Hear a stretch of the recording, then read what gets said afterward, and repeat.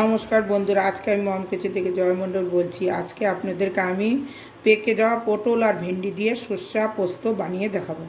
ভেন্ডি আর পটলের পোস্ত বানাতে এখানে আমি পাকা পটল কেটে নিয়েছি, ভেন্ডি আছে, এখানে আদা জিরা বেটে নিয়েছি, এখানে সর্ষা মগজদানা পোস্ত কাঁচা লঙ্কা বেটে নিয়েছি, সর্ষার তেল, কালো জিরা, তেজপাতা, শুকনো লঙ্কা, আর এখানে আছে ধনিয়া পাতা, আর আমি হলুদ আর লবণ দিই। কড়াই গরম হয়ে গেছে, এখন আমি তেল দেবো।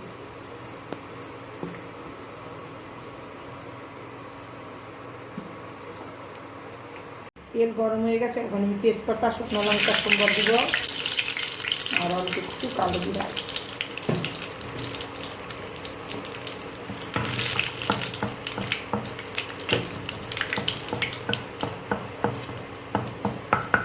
তেলটা আমি বেশি দিয়েছি, এই ভেন্ডি আর পটলের পোস্ত বানাতে একটু তেল বেশি লাগে। এখন আমি পটলটা দিয়ে দেবো।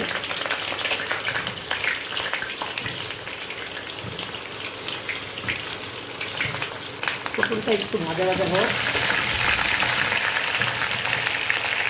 এখন আমি এর মধ্যে অল্প একটু হলুদ দিয়ে দিব।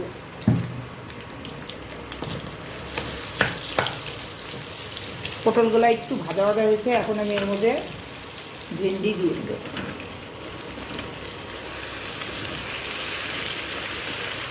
এগুলাও অল্প একটু ভাজা ভাজা করে নিই।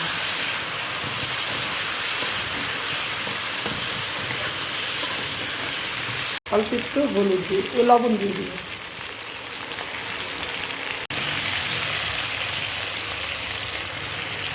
ভেন্ডি আর পটল অল্প একটু ভাজা হয়ে গেছে, এখন আমি এর মধ্যে জিরা আর আদা বাটা দিব,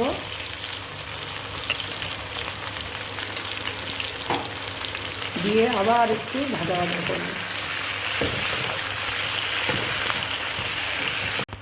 আদা জিরা দিয়ে ভাজা ভাজা হয়ে গেছে, এখন এর মধ্যে আমি সর্ষা পোস্ত আর মগজদানা দিয়ে দিই।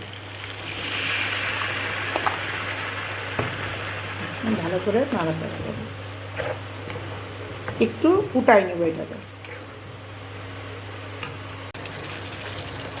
অল্প একটু ফুটে যাওয়ার কথা বলেছিলাম, ফুটে গেছে। এখন আমি এর মধ্যে ধনিয়া পাতা দিব,